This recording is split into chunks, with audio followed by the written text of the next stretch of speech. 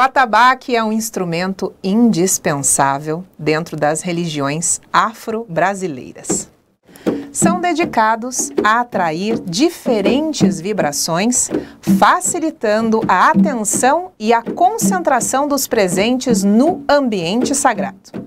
O som do couro e da madeira vibrando são os condutores do axé e reverberam sinfonias africanas sem o uso de partituras. Os tambores são tão ancestrais quanto o próprio ser humano. O tantã está presente em todos os povos primitivos do mundo. Uma pele seca, esticada sobre a extremidade de um cilindro oco, que vai desde o cultuar dos deuses até a conexão com a Mãe Terra. Imagens, tambores, chocalhos, atabaques são expressões da arte e da espiritualidade. E celebramos hoje o primeiro ano de comemoração do Dia Nacional das Tradições Africanas, que foi ontem, 21 de março de 2023. E o Papo Castiço de hoje, nós vamos conhecer sobre toda essa magia dos atabaques e a sua representatividade dentro dos ambientes sagrados. É isso aí! Seja muito bem-vindo, seja muito bem-vinda, você está no Papo Castiço. Estamos diretamente aqui dos estúdios da Rádio Uninter, a rádio que toca o conhecimento. Anexo aqui a central de notícias da Uninter, a nossa CNU. Aqui a gente conversa de uma forma leve, de uma forma genuína, trazendo à tona toda a pluralidade existente nas nossas raízes históricas, desmistificando, valorizando e enaltecendo a cultura negra no nosso país. Você sabe o que é ou como se tornar um ogã? A Escola de Percussão de Terreiro e Formação Básica de Ogãs, o Couro Fala, nasce em 2017 com o desejo de, abre aspas, que nenhum terreiro fique sem uma corimba. Isto é, sem a presença de uma orquestra ancestral para sustentar esses espaços sagrados. O Papo Castiço de hoje, como a gente falou anteriormente, está comemorando o Dia Nacional das Tradições Africanas e para isso eu trago dois convidados. O Matheus Vicari, que é fundador da escola O Couro Fala, e a Nádia Koch Santos, que é uma das integrantes mais antigas dessa escola, O Couro Fala. Sejam muito bem-vindos, Matheus e Nádia. Olá! Salve, salve, povo. Salve, Sandy. Tudo bom? Tudo bem, querido. Obrigado. Seja bem-vindo. Olá, tudo bem? Obrigada pelo convite. Vamos conversar um pouco, então. Vamos sim. Bora lá. Vamos conhecer um pouquinho dos nossos convidados? Simbora lá. Matheus Vicari de Barros Santos. É músico, percussionista, umbandista, professor e fundador da Escola de Percussão de Terreiro e Formação Básica de Ogãs, o Couro Fala. Ele tem 38 anos, participou como um dos músicos da peça A História de um Certo Zé, que conta por meio da magia das crenças populares a história de um dos ícones da nossa cultura brasileira. São 11 anos tocando na Umbanda, 27 anos desde o primeiro toque no atabaque e 7 anos de feitura de ogã.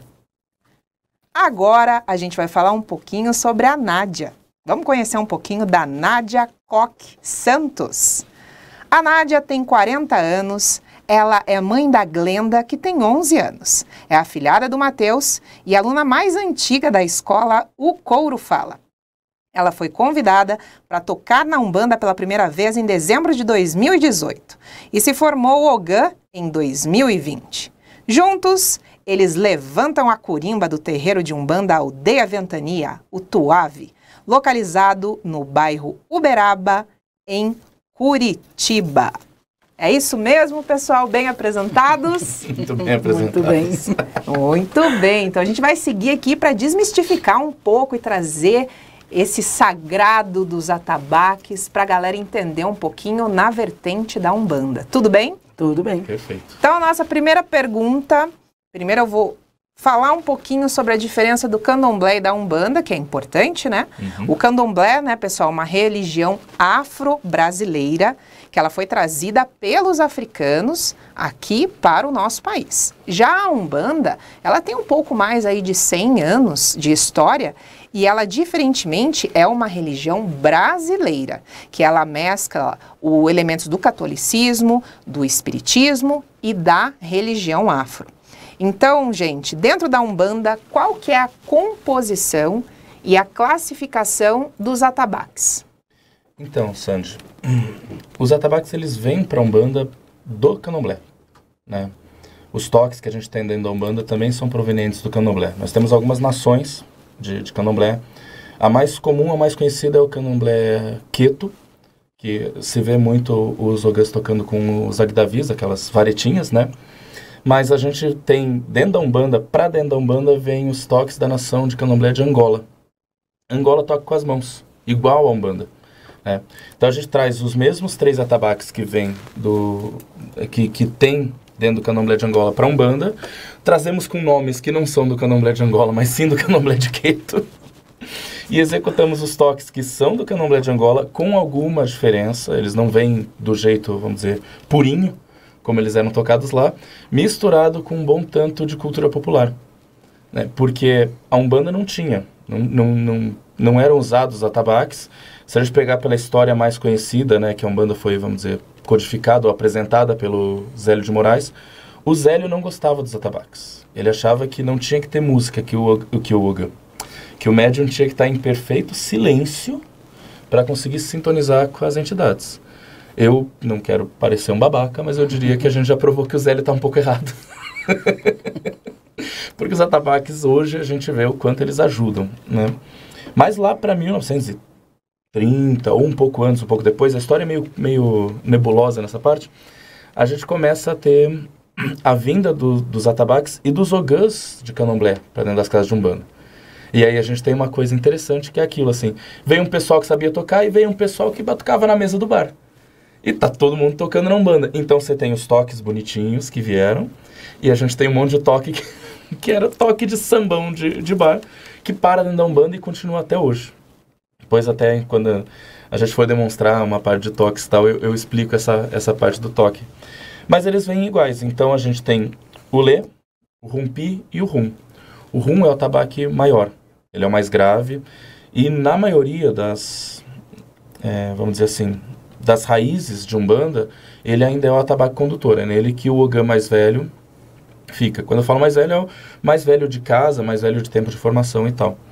Em algumas outras raízes, uma delas, por exemplo, aqui do Paraná, a gente tem o contrário. Então, o lê, que é o mais agudo, é considerado o tambor onde deve ficar o chefe dos ogãs, e os outros 2 ficam para, entre aspas, gigantescas musicais, ogãs menores ou aprendizes, etc. e tal.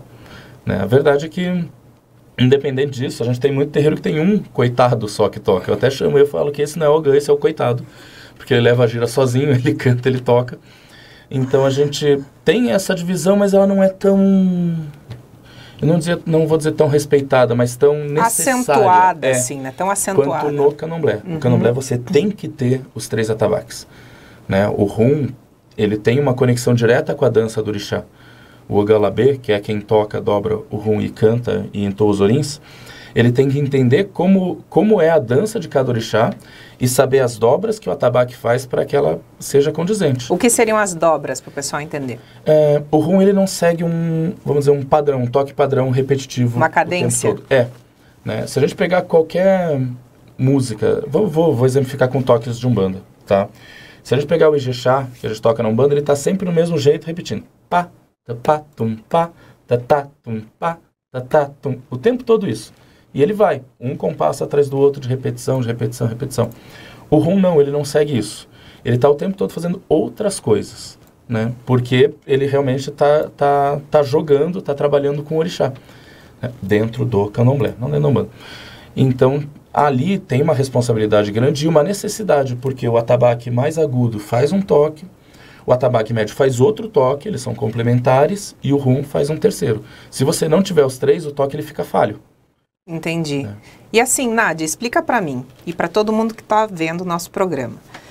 Para ser um ogã, no caso, você tem que saber tocar esses 3 atabaques na Umbanda ou você tem um para chamar de seu? Na realidade, quando a gente toca ali, a gente toca os 3 porque eles são praticamente tocados da mesma maneira. O rum ainda tem a diferença e tudo, mas não tem a necessidade de um complementar o outro, né? Um não precisa... Os toques são os mesmos. Eu toco da mesma maneira, digamos, no mais agudo, no médio. O rum tem a diferença e tudo, mas... Então você acaba aprendendo em um e acaba tocando em todos eles mesmo.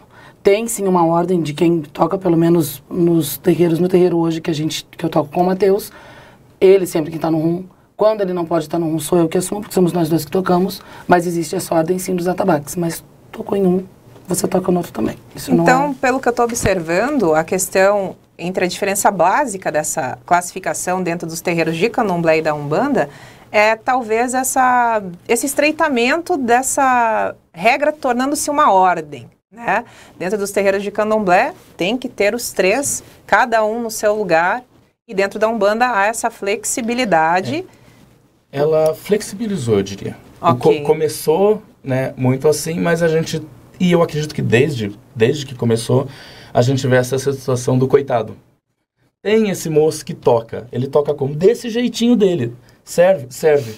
Coloca lá pra tocar. Ah, tem 3 que tocam desse jeitinho, os 3 encaixam? Coloca os 3. Não tem como dividir, não, você vai tocar desse jeitinho, você vai complementar, porque eles não tinham uma formação musical. Né? O pessoal que vem do Candomblé, geralmente é desde criança que eles vão aprendendo. Então, mesmo que eles não tenham uma formação, vamos dizer, musical europeia, de escola, com partitura, eles têm uma formação musical muito entendida, porque o ritmo africano ele é muito rico. Né? A Umbanda, a gente começou a deixar a desejar.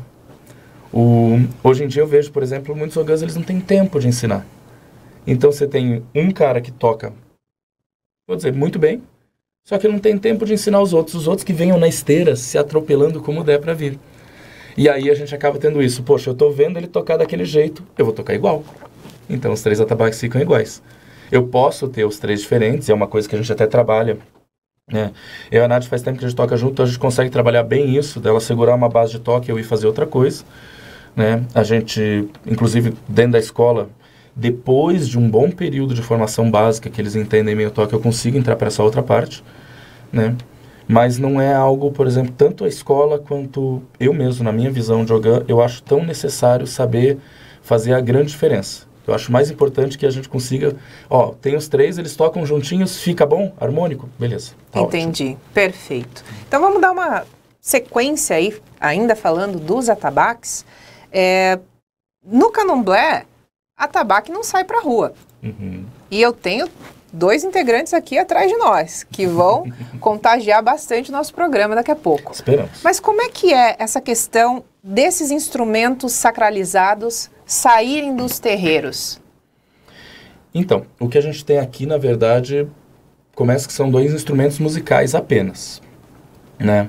Eles são meus, eles não são do terreiro e tal. São 2 congas, são parentes do atabaque. O som é muito parecido, o jeito de tocar é bem igualzinho e tal. Não vamos entrar em grandes detalhes musicais. Mas o atabaque do terreiro, teoricamente, ele deveria ficar no terreiro mesmo, na Umbanda. Né? A partir do momento que um atabaque entra no terreiro, a gente tem algumas formas diferentes de tratar. Né? Por exemplo, no Candomblé, alimenta-se o atabaque, é dado de comer. Né? Dentro de algumas raízes da Umbanda também, no meu terreiro, por exemplo, nosso é alimentado. A gente não faz uso de carne, nem uso de sangue lá no terreiro, né? Mas a raiz do nosso vô de santo, que remonta assim, ele tem 40 anos de Umbanda. Então, né, mais de 40 anos atrás, a mãe de santo dele já fazia isso e ela morreu velhinha, então, sabe-se lá de quando vem, né? Era dado de comer pro atabaque de acordo com quem chefia. Porque a gente tem dentro dos terreiros uma questão assim, ou tem uma entidade que conduz a curimba, né? Se a gente for usar de exemplo, por exemplo, o Pai Maneco, que é o terreiro mais conhecido do Paraná, ele tem o Ogã Caiã, que é uma entidade responsável pela curimba de lá. Lá na aldeia Ventania, esse é o Pedra Branca, é um caboclo de Oxalá com Xangô, que é o responsável pela nossa curimba. Tem outras casas que não tem uma entidade, mas tem um orixá responsável por cada atabaque. o Rum é de Oxóssi, o Rumpi é de Oxum, o Lê é de Oxalá. Então, cada um deles é alimentado de um jeito diferente, porque os três comem de maneiras diferentes. Quando você diz alimentar, quando você diz comer, é interessante que a gente explique para as pessoas, porque a gente está falando de instrumentos musicais. Então, quem não segue as vertentes afro deve estar pirando nesse momento, né? Então, é interessante que talvez você explique de uma forma, né? Nádia também pode trazer a sua percepção. O que é isso, né? Tipo, é oferecer a energia de alguns alimentos, de algumas frutas para energizar aquele instrumento. Explica um pouquinho com as suas palavras. Não vou saber. Ah, não vou saber. Você estava no reforço. Eu estava, mas o teu reforço foi. O teu reforço eu nem fazia parte da casa, eu estava nervoso no teu reforço. Nádia participou do... Eu fiz um reforço de 7 anos, né, de feitura de Ogã, e aí, assim, eu precisava de alguém que fosse tocar, porque eu não podia, eu tinha que ficar recolhido. No nosso terreiro a gente faz um recolhimento, diferente também do candomblé, mas, né, ainda fazemos um recolhimento que foge um pouco da maioria das vertentes da Umbanda. E eu falei, não, a única pessoa que eu confio para tocar e conduzir um ritual na energia que eu preciso é a Nádia.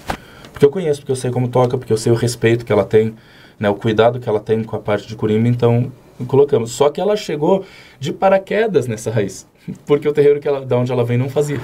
Então, está se situando. Mas realmente é isso. A ideia do dar de comer é oferecer a energia do alimento, né? Não é uma coisa tipo a gente abre aqui a boca do atabaque, tira o couro e joga lá dentro. Que na minha cabeça ela é meio viajada, eu já pensei nisso uma vez. Dá de comer para os atabaques, cara. Põe lá dentro e fecha. Mas é exatamente isso. Igual praticamente todo sacrifício desde antes de Cristo, né? Toda a religião pagã, ela trazia essa coisa do sacrifício, alguns com sacrifícios de carne mesmo, né? Sacrifícios de vidas, outros com a oferenda do alimento, ou queimar erva, né? A gente, nossa, eu faço a defumação, né? Imagina, vem de sei lá quanto tempo atrás, os gregos antigos faziam, os africanos antigos, mais antigos ainda faziam, né? Então é isso, é preparar um prato. Vou citar minha casa, que fica mais fácil falar do meu campo de trabalho, né?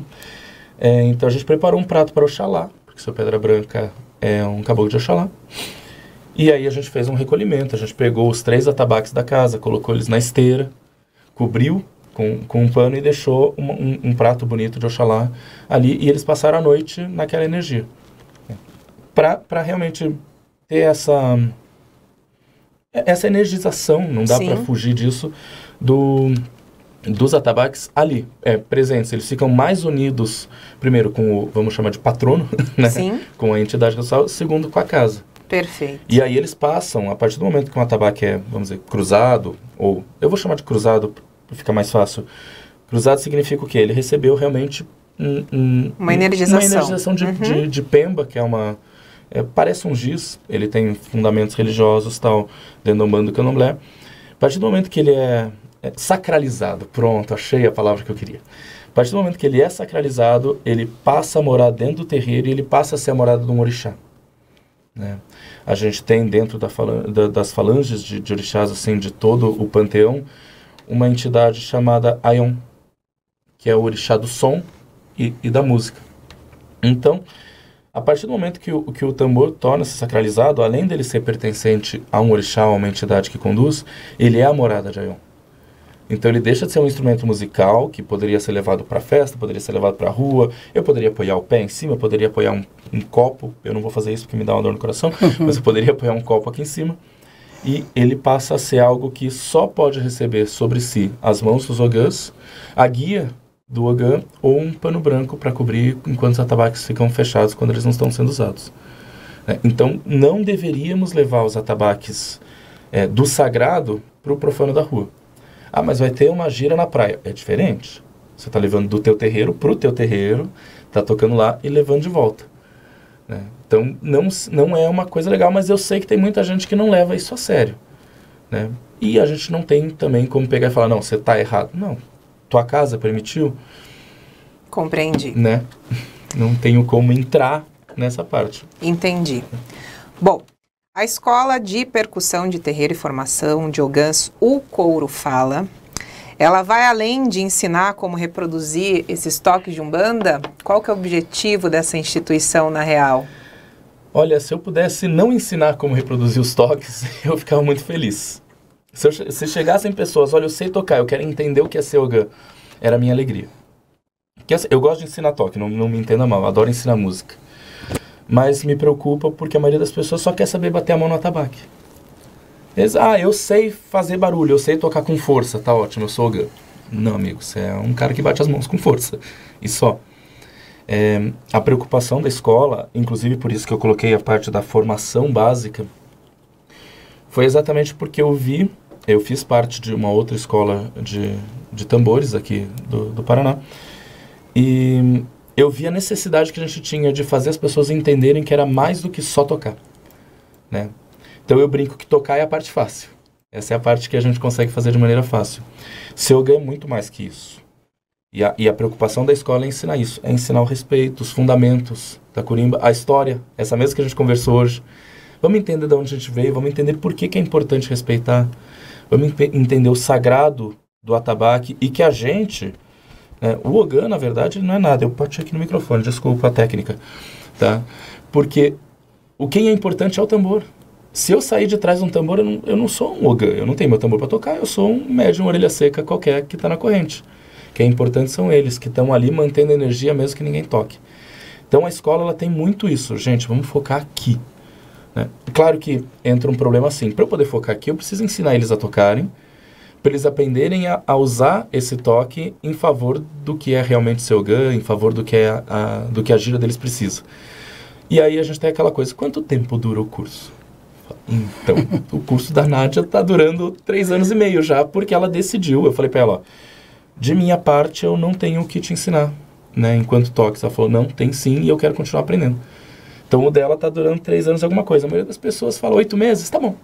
Tô feito ogã. Eu falo, não, você tá feito uma pessoa que sabe bater as mãos e fazer toques.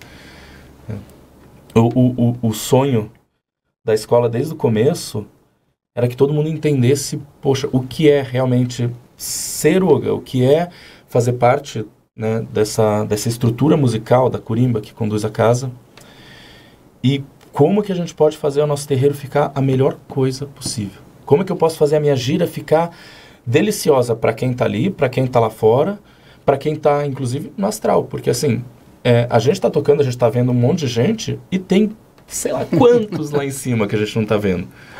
E a parte, por exemplo, eu brinco, a parte mais satisfatória para mim é quando eu toco e eu canto um ponto de alguma entidade que eu sei que não está ali incorporada e vem aquele arrepio que pega da cabeça até o pé, eu falo, opa, acertei alguém. Que bom, salve meu pai, que bom que você está aí, salve minha mãe. E se a gente um dia chegar nisso, eu vou ficar sem emprego, mas se a gente chegar nisso que eu não preciso dar aula para ninguém, porque todos os terreiros já têm essas corimbas, tá maravilhoso, né? Mas é um sonho que eu sei, não é para mim, não é para eu ver isso em vida. Mas eu quero ir plantando sementes que possam gerar outros frutos e que isso vá se espalhando. Perfeito. Nádia, como que é para você estar nessa escola de formação de ogãs? Como é que isso aconteceu na tua vida? Olha o que você vai falar, bonita. Eu sempre falei para o Matheus que ele realmente ensina muito mais do que toque. E isso é verdade. Eu aprendi quase tudo. Tudo, se não foi tudo. Um pouquinho coisa. Tanto que você já sabia. Com ele dentro, enquanto eu tô na corimba, né, quando eu tô atrás do tambor tocando, porque é muito bonito. A dedicação que ele tem, ele passa isso pra gente na aula. Porque ele sabe fazer e ele sabe passar. E é um orgulho muito grande, realmente. Quando ele aceitou ser meu padrinho, quando eu fui cruzada. E foi muito bonito e eu não paro de fazer aula porque sempre vai ter o que aprender. O Matheus tem uma sensibilidade incrível para passar os toques. Para passar pra gente durante a gira. Eu que tenho o privilégio de estar do lado dele na corimba, do que está acontecendo. Ele sempre arranja um tempo para te falar o que é, para dar bronca também, porque é necessário, né? Então, é um privilégio realmente. É muito bom estar ali. Eu aprendo todos os dias e a aula vai ser eterna, porque eu não vou parar de fazer aula, porque eu sempre vou ter o que aprender com ele. É muito bom. Hoje a gente faz menos aulas, vamos dizer, no formato aula, e tem muito mais ensinamento durante a gira, né? Porque, presta atenção nisso. Tá vendo isso aqui? Vai mudar aqui. Ou, sei lá, o vô levantou. Quando o vô levantou, a gente sabe que a gente vai precisar mudar porque ele gosta de um ponto específico, de uma outra energia. Então já acostuma que, né, aí observando esses andamentos da gira, que é uma coisa que a gente esquece às vezes, ou quando a gente está começando, a gente nem sabe que tem que fazer isso. Essa percepção que ele tem. A entidade olha para ele, ele muda o toque, ele sabe o ponto e Às vezes nós erramos, porque, né? Mas às vezes erra, mas é querer aprender, é querer estar prestando atenção, realmente querer entender o que está acontecendo e que você não vê muito. E as pessoas têm que entender que os atabaques são instrumentos sagrados que vão levar todo o universo de condução ao culto religioso. Não tem, como se diz, trabalho se não tiver o tantã e o tum-tum dos atabaques, junto com toda a orquestra energética que toca os terreiros. Isso é ponto essencial, Sim. né? Sim.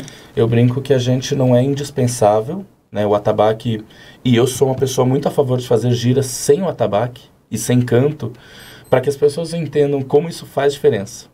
Como é importante que eles também cantem, batem batam palmas, ajudem a gente. Porque às vezes o pessoal da corrente, e uma vez eu já dei uma bronca numa corrente dessa maneira, parece pensar que a gente é a música ambiente. Nós somos a música da festa. E uma vez eu estava já indignado, estava cansado, a gira era difícil, o pessoal não estava me ajudando. Eu falei, olha gente, seguinte, se eu vim para ser a música da festa, eu quero cover artístico. Tá? Se vocês vão me pagar o preço de músico, eu deixo de ser o ogã da casa, eu viro músico, porque, pô, né, me ajuda. Eu tô aqui para fazer essa gira acontecer, mas eu preciso de ajuda também. Não é imprescindível, mas é essencial. Essencial, ajuda demais. Muito demais. bem.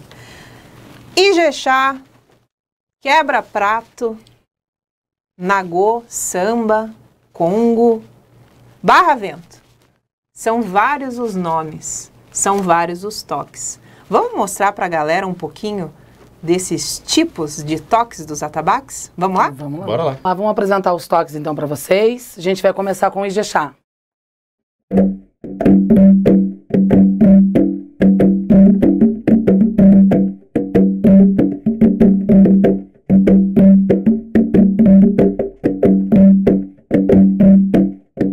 Podemos mudar? Vamos mudar. Um toque bonitinho, toque de bar. Bora pra buscar pinga.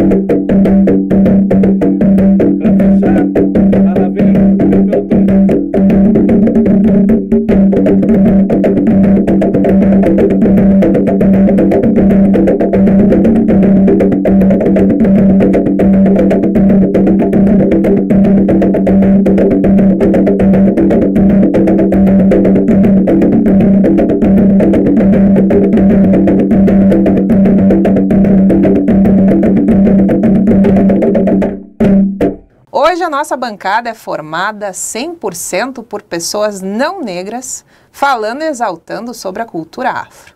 Então eu vou lançar essa pergunta aqui para eles. Pessoal, como que é essa questão dentro dos terreiros? Nádia, diga lá. Então, embora o meu fenótipo não seja realmente, né, traços e tudo que a gente está, digamos, habituado a ver, eu sou negra, né, o meu avô, meu pai, eles são negros realmente, e já vi lugares que tem um certo tipo de problema quanto a isso. Hoje, onde eu estou, não tem problema com isso, né? É muito tranquilo o fato de pessoas brancas ou não negras estarem ali exaltando toda a ancestralidade, não é um problema, mas já vi lugares que é assim. Então é uma coisa que tem que ser melhorada ainda, né? A pessoa tem que pensar um pouquinho mais antes, né? Que não é só porque você não aparenta que você não pode, ou então porque você não é que você não pode estar ali exaltando realmente e ter se encontrado naquela religião. Então acho que é um cuidado realmente que tem que ter de ambas as partes, né? Para realmente conseguir caminhar lado a lado e fazer o que precisa realmente, né? Que é lá chegar lá e exaltar o sagrado e é isso, acho que não tem muito... O Matheus tá pipocando. Fale, Matheus. Não tô pipocando e não discordo de nada do que a Nádia falou. É que enquanto ela vai falando, eu vou pensando no tanto de terreiros que eu conheço, quanto de situações, né? Aqui, por exemplo, no Paraná, a gente tem uma presença negra na Umbanda que é muito, muito, muito pequena. Eu já estive num terreiro que nós tínhamos um negro, né? Ele até brincava que ele tinha entrado por cota, né? Porque ele falava, cara, só tem eu, não tem mais ninguém no terreiro. E realmente, assim, tipo, só tinham brancos naquele terreiro. Tem terreiros, inclusive, que... E aí entra o maior descabimento da minha vida, que eu não consigo entender um umbandista que é racista.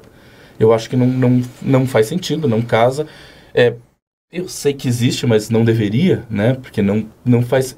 Não dá pra você olhar pra pessoa que é racista e falar, tá bom, e você concorda com o que o preto velho falou. Tipo, amigo, você precisa decidir alguma coisa na tua vida. E eu já conheci gente assim, né? Racistas, homofóbicos... misógino tem demais, né? A parte machista dentro da Umbanda, ela é enorme. É uma coisa que são grandes brigas de desconstrução. Primeiro, na parte machista de nós, homens, que é um processo desde que a gente nasce, inclusive nas mulheres. De desconstrução da parte de homofobia que tem dentro dos terreiros, que é absurda, porque se a gente for pensar, tem muitos lugares que falam, não, o homem não pode incorporar uma pombagira, por exemplo, que é uma entidade feminina de extrema sensualidade, de extrema feminilidade, que tem trejeitos, que tem rebolados, etc e tal, porque senão o homem vai ficar afeminado. Tá, mas a mulher pode receber um Exu, que dentro do candomblé o Exu tem um falo gigante como ferramenta, é o orixá que traz o fogo, a sexualidade, e a mulher pode receber uma entidade masculina dessa linha que ela não vai se tornar masculinizada. Sabe É aquela briga entre o sagrado e a lei do homem. Totalmente. E aí quando a gente cai para a parte racial, a gente tem um outro problema, que é as pessoas... A gente tem políticas afirmativas cada vez mais, que deveriam ter mais e mais e mais, né, dentro do nosso país. A gente tem muitos terreiros que trazem esses trabalhos de afirmação mesmo, para as pessoas conseguirem se entender, se sentir até acolhidas. Precisa. Né? Eu fiz parte, antes da história de um certo Zé, eu fiz parte de uma peça chamada Macumba, uma gira sobre poder, que literalmente era assim, era teatro preto para pretos, né? A diretora é Fernanda Júlia Onissagé, é o nome que ela usa hoje em dia. Eu acho que ela já se formou doutora pela Universidade da Bahia. Maravilhosa, se não é doutora, é mestre. É uma mulher incrível. 4 atores negros de Curitiba fazendo, e os 3 da banda eram brancos. Então ficava assim, porque era um baita de um espetáculo para os negros, era muito, muito empoderamento ali, né? E a gente demorou um tempo para descobrir como é que os músicos brancos saem do palco com uma plateia negra ovacionando os atores negros, a gente tinha que sair pelo meio de todo mundo, era meio climão, né? Porque a gente entendia que ali era, a gente era a banda, a gente fazia parte junto, mas não era nada sobre nós. E dentro da discussão que a gente deveria ter rolando mais, por exemplo, no Congresso, a gente não consegue colocar representantes da Umbanda, representantes do Candomblé, representantes negros lá dentro. A gente coloca uma galera que tem a grande bancada, sem querer ofender ninguém, gente, mas tem a grande bancada evangélica. Então, parte dos evangélicos tem um monte lá. De católico é o que mais tem, a religião acho que com mais adeptos. E a gente não consegue, porque a gente não se une. Dentro dos terreiros não se fala. Quando se fala, não é porque está querendo proveito próprio. Então não se pensa, né, ah não, essa pessoa está querendo representar a gente. Não, essa pessoa quer proveito próprio, né? E a gente tem um grande problema, isso em todo lugar que eu já vi, que é um terreiro taca pedra no outro. A gente não consegue se unir. Gente, a gente é tudo da Umbanda. A gente não tem que brigar. Teu jeito é diferente do meu, legal. Você tá buscando fazer o bem, ajudar as pessoas? Eu também. Vamos pela mesma estrada. Não importa como é que você faz. Não importa como você louva o teu sagrado. Se você não tá fazendo mal pra ninguém, tá tudo bem. E a mesma coisa com o Candomblé e a Umbanda. Os dois levam pedrada de muita gente. Por que a gente tem que brigar? Por que não dá para entender? O Candomblé é outra religião, a Umbanda é diferente do Candomblé. Vamos entender que temos nossas diferenças e pronto, vamos conviver pacificamente. A gente não tem por que brigar. Ah, mas a Umbanda não sabe o que faz. Tudo bem, ela pode não saber, ela está aprendendo. Se a gente for pegar em tempo de existência, sei lá, Candomblé, vou botar aí, chutando baixo o que falam, né, dado origens de civilização, então vamos dizer que ele tem 10 mil anos aí, o rito ao orixá, né? O rito ao orixá vem para o Brasil, torna-se o Candomblé, então que os africanos tenham 10 mil anos e a gente tem aqui o nosso senzinho. A gente é um neném engatinhando, a gente vai fazer muita coisa errada, né? Mas a gente tem que parar com essas brigas, assim. E nem deveria ser eu falando isso. Né? Eu tô falando coisa que muita gente vai dizer que não é meu local de falar. E eu entendo, e eu entendi muito, graças à Macumba e a minha convivência com os atores. Eu não entendia, por exemplo, o racismo que tinha em mim. Eu achava que não tinha, né? Eu achava, por exemplo, que, dos atores, por exemplo, né, vamos colocar no colorismo, ele era mais claro. Eu falava, nunca que passou por um preconceito. E não, porra, as histórias que eles contavam eram absurdas. E aí eu fui entendendo o quanto, não que eu precisasse, eu tenho que me sentir responsável. Mas peraí, o meu lado branco foi responsável por jogar esse pessoal todo para a margem. O que eu posso fazer hoje em dia para tentar ajudar? Como é que eu posso, não vou colocar validar, porque seria muita babaquice da minha parte, mas como eu posso ajudar a validar essa luta para que eles recebam o que eles merecem receber, né? Seja como reparação histórica, seja com o seu lugar numa bancada política, seja com o lugar deles dentro dos terreiros, para que nenhum precise mais fazer a piada de que entrou por cota, né? E dentro lá da nossa casa hoje a gente consegue ir equilibrando, né? A gente tem até uma menina, por exemplo, eles vêm de Belém, Kellen, né? Sim. Vem de Belém, ela quase não fala, porque ela tem vergonha do sotaque. É uma delícia, o sotaque deles é maravilhoso, é gostoso de ouvir, mas ela fala baixinho e pra dentro que ela tem vergonha de falar por causa do sotaque. Da redoma sulista aqui, que tá ao redor. Compreendi. Pra gente se encaminhar pro final, eu acho que é bem interessante, Nádia, principalmente que a gente está em duas datas bem bacanas, que é o primeiro ano de comemoração do Dia Nacional das Tradições Africanas e o mês que remete à luta das mulheres dentro de uma sociedade e seus espaços igualitários. Agora, para a gente falar sobre Ogã, né?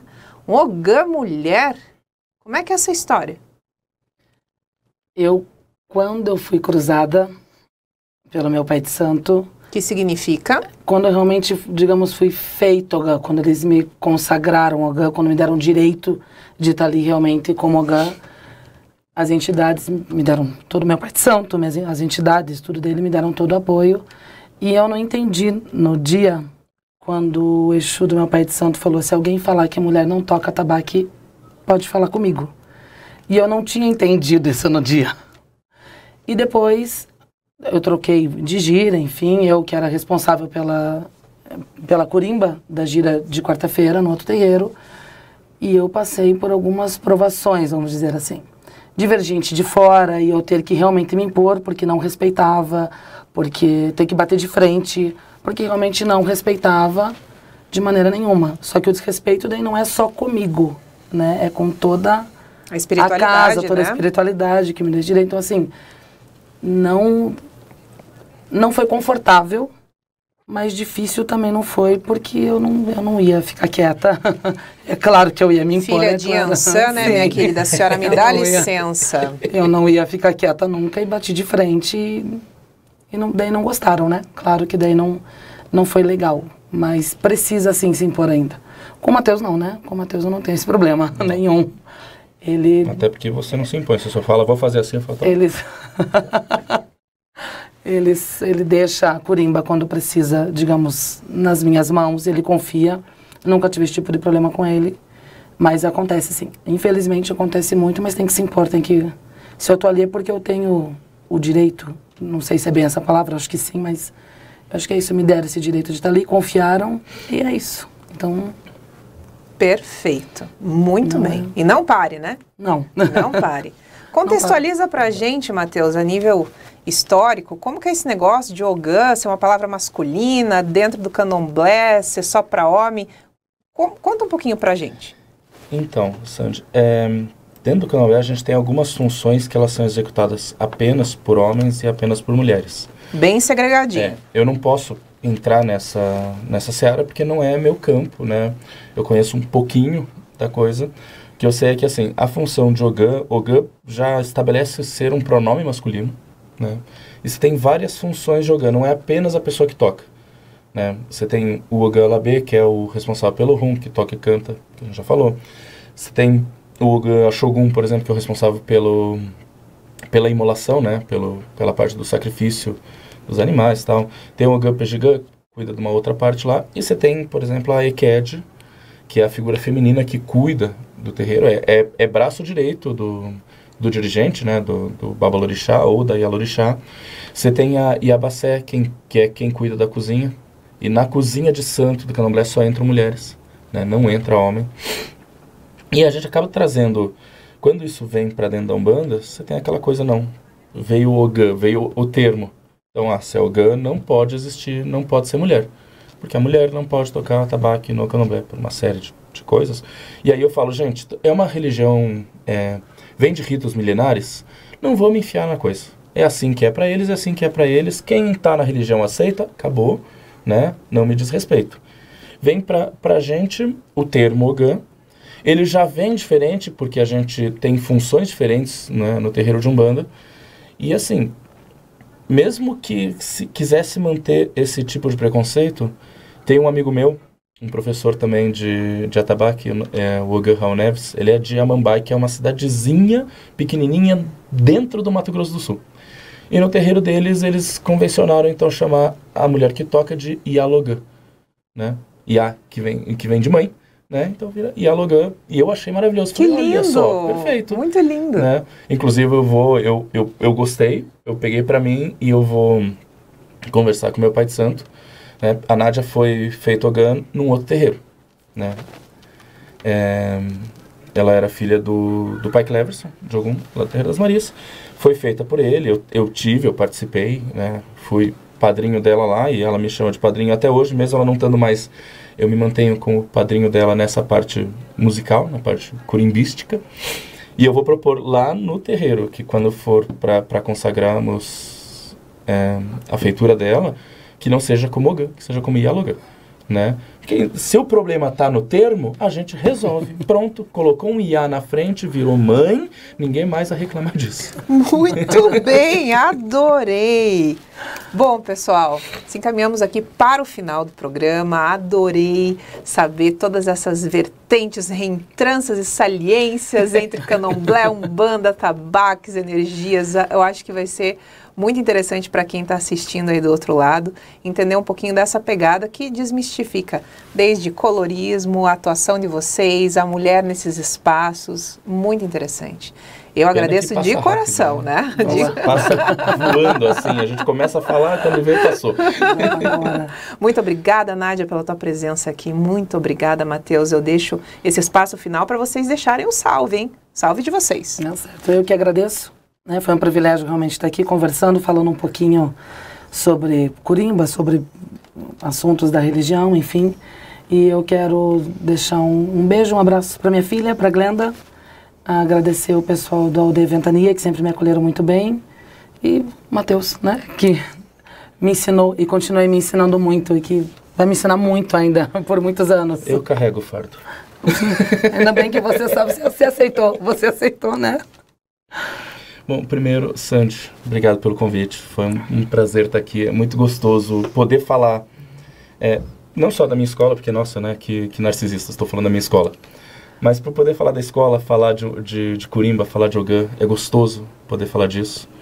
Né? Eu eu deixo, na verdade, sim, primeiro um agradecimento a você, pessoal da técnica, de terem recebido a gente aqui. Eu agradeço o pessoal todo que confia, na verdade, no nosso trabalho. Né? Tanto o meu quanto da Nádia, porque já tiveram terreiros que chamaram a gente para tocar, já confiaram na gente tocando. Sim. O pessoal da aldeia, Pai Tom e Pai Marco, que, pô, Pai Marco confiou em mim para tocar o cruzamento do Pai Tom. E o Pai Tom confiou em mim sem nem conhecer, para que eu estivesse presente lá.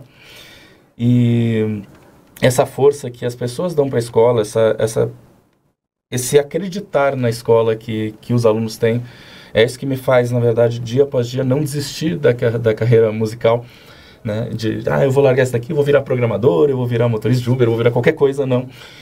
Eu fico muito feliz de ver o progresso, seja da Nádia, que eu vi começando, de outros alunos, como, por exemplo, eu vou citar um por nome, não vou citar todos, que vai ser uma sacanagem, mas o Felipe, que é um aluno bem, bem constante, né? E o Felipe, no começo, quem olhava o Felipe falava, nunca o Felipe vai tocar. E hoje o Felipe toca com a gente na gira de vez em quando e é uma delícia de ver ele tocando e como ele gosta, como ele se empolga. Então, assim, obrigado todo mundo que faz parte da escola.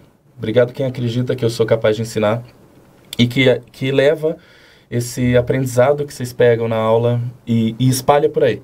Foi o que eu falei, gente. A minha vontade é conseguir plantar algumas sementes e fazer vocês todos levarem mais para frente e isso virar um jardinzão de grandes curimbeiros com responsabilidade.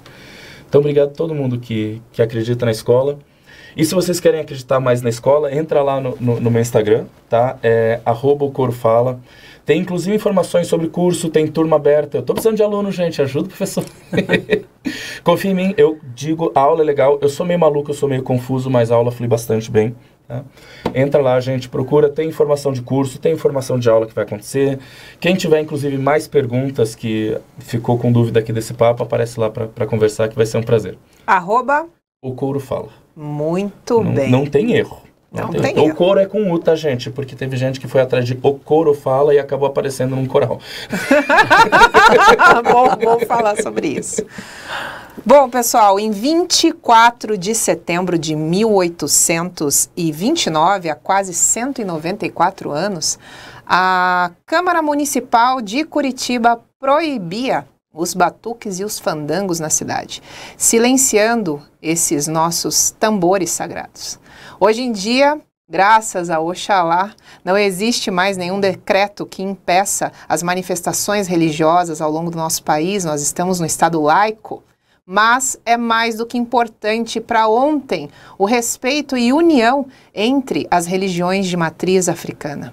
Muito obrigado para você que acompanhou até aqui. Eu deixo um beijo no seu coração e axé para quem é de axé, amém para quem é de amém. Quarta-feira, 10 horas da manhã, nós se encontra aqui novamente. Até lá. Tchau!